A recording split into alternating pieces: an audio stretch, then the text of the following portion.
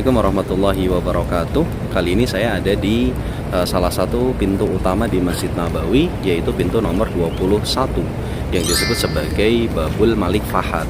Nah, pada kesempatan kali ini saya akan nunjukin salah satu landmark dari sejarah Islam, yaitu sebuah sumur dari zaman Rasulullah SAW yang ada di dalam Masjid Nabawi. Bekasnya, tandanya masih ada, sumurnya udah nggak ada, dan sekarang itu ditandai dengan desain marmer yang bentuknya itu lingkaran. Nah, dahulu sumur ini dimiliki oleh seorang sahabat bernama Abu Talhah Al-Ansari. Nama asli beliau adalah Zaid bin Sahal, dan beliau juga termasuk veteran perang Badar, ikut dalam perang Uhud dan perang Khandaq. Beliau menikah dengan seorang janda bernama Ummu Sulaim, yang mana Ummu Sulaim ini adalah ibu dari Anas bin Malik. Nanti kita lihat kondisi sumurnya kayak gimana. Terus juga kita akan lihat kondisi karpet terbaru dari Masjid Nabawi yang baru-baru ini diganti warnanya, dan juga desainnya agak berbeda dikit. Mari kita lihat langsung ya.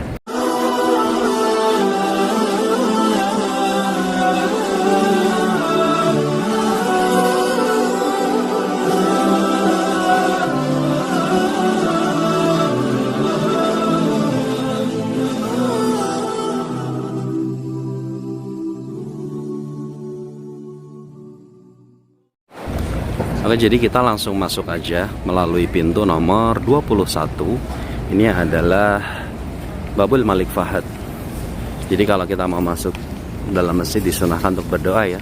Bismillahirrahmanirrahim. Wassalamu ala rasulillahi sallallahu alaihi wasallam. Allahumma ufirli dhunubi waftahli abwaaba rahmatik, gitu. Lalu kita masuk dari nih Babul Malik Fahad. Kemudian kita masuk, ini di sebelah kiri ada stairs to roof ya, jadi kalau mau naik ke atas itu lihatnya di sini, cuman kalau nggak penuh nggak akan dibuka ya. Roof is closed, as-sutah mughlaq, jadi dikunci kalau kondisi-kondisi biasa. Kemudian kita masuk ke sini.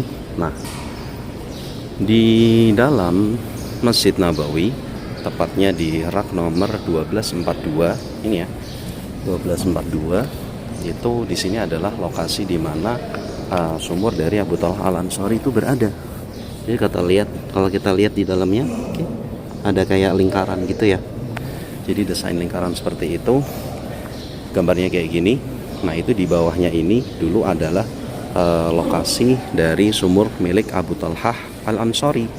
Beliau dulu pernah diturunkan sebuah ayat dalam surat Ali Imran, lan tanalul birra hatta tunfiqu mimma tuhibbun wa ma tunfiqu min syai'in fa innallaha bihi alim. Kelihatan ya? Ini pada saat اي نعم بر الحاء يعني في علامه ولا شيء في علم يعني زي هو متدور like a circle. the circle right here. Yeah, the circle is right there. Can you spot it? There are three circles actually. circles, huh? Yeah. So here, there, and there. It was closed in 1994. MashaAllah. After the expansion of the Masjid Nabawi up to this part. So this is closed. MashaAllah.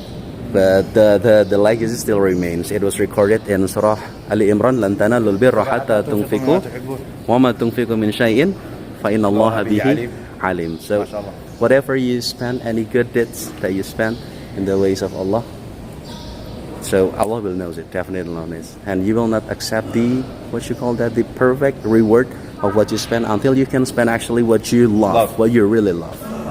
So, what's your name? Ammar. Ammar. I'm Luqman from Indonesia, and you? Ammar from Texas. Oh, from Texas. Yeah, Norman Ali Khan. Yeah, you know him? Texas It's in Texas too, right? So very glad to meet you. Assalamualaikum warahmatullahi. Kita ketemu beliau lagi ya dari Texas. That's definitely great. Jadi kayak gitu kondisinya. Jadi ketika Abu Talhah Al-Ansari itu ngedengar tentang kondisi ayat tadi, kemudian langsung beliau berdiri, wahai Nabi, sesungguhnya harta ini, sumur ini adalah harta yang paling aku cintai. Maka sekarang sumur ini aku wakafkan untuk jalanmu ya Allah, untuk sabilillah. Akhirnya sama Nabi bersabda, ini sesungguhnya ini adalah harta yang paling beruntung. Ini lokasinya di situ ya. Oke. Ini adalah harta yang paling beruntung, kata Nabi, karena punya sumur di zaman Rasulullah itu sebuah kemuliaan yang luar biasa. Nah, di sekitar sini, di kanan kiri kita itu juga adalah kebun kurma milik Abu Thalhah Al-Ansari. Jadi di tengah kebun itu beliau punya sumur, di mana dulu Nabi punya kebiasaan ketika beliau gundah gulana ingin nenangin diri gitu ya, ingin nenangin diri kayak gitu. Nabi itu punya kebiasaan untuk masuk ke dalam kebunnya Abu Thalhah Al-Ansari, kemudian duduk-duduk di sekitar bibir sumur sambil menengok ke dalam sumur, lalu beliau menenangkan diri di sana gitu. Jadi dulu semuanya di sini adalah kebun kurma. Kemudian di tahun 1994 itu sumurnya udah ditutup karena memang digunakan untuk ekspansi dari Masjid Nabawi itu sendiri. Ceritanya kayak gitu ya. Jadi kalian kalau mau infak, mau sedekah, semakin berat untuk melepas, maka semakin besar pula pahalanya di sisi Allah gitu. Konsepnya kayak gitu. Semakin susah melepas, semakin besar pula pahalanya di sisi Allah. Jadi kalau bisa kita selama umur hidup, pernah nggak sih kita ngasih sebuah sedekah, infak yang besar manfaatnya untuk umat, yang besar manfaatnya untuk orang lain, sehingga nanti di akhirat bisa menjadi bahan kita, amalan kita yang bisa kita andalkan di hadapan Allah, karena kita malah melakukan sebuah amal yang besar ketika di dunia. Intinya kayak gitu. Kemudian kita maju terus lurus. Ini yang di sebelah kiri, ini adalah pembatas bagi shaf untuk wanita. Ya, shaf untuk wanita. Ini ada di sebelah sini. Kita langsung maju aja terus ke depan. Jadi kalau